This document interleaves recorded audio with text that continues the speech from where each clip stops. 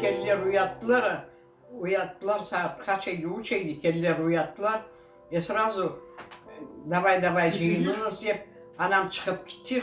Dedi, почему это, herkesi kötermeyecekler de, köterecekler toka. Kim Lemsa'ya işledi, bizim Lemsa'ya kimse işlemedi.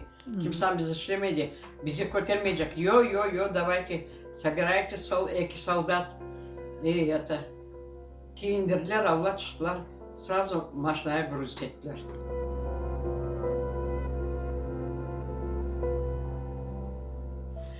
Sonra anam nervasına çıktı. Ama gitti главные.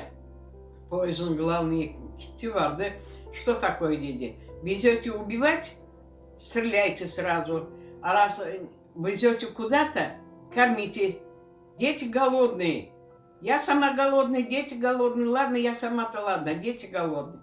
Son bize başlar abed vaktine getirdiler aşamaya.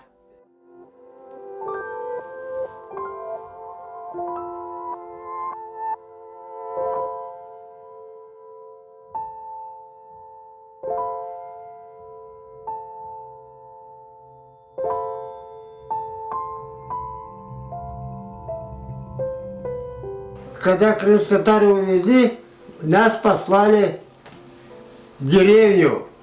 Ситнер, слышали? Вот нас зачем-то послали коров пригнать, что ли, в совхоз. Коровы-то были беспризорные там, одни крымские были там, а там русские почти не жили. Ну вот, что-то мы коров не пригнали тогда, что-то не было так. В деревнях все пораскидано. И вот нас тут тоже так же. Собирайтесь быстро.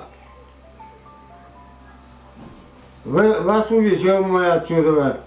А куда, чего, молчок. А еще война идет.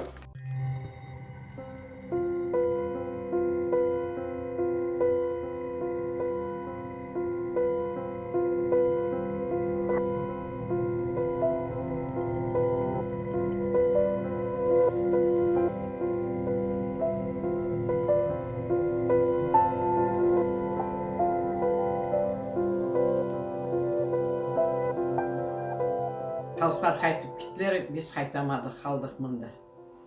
Ama istediniz. Mariyski askerçi. İstediniz kaytmaya. Oy çok istedim kaytmaya. Çok istedim kaytmaya.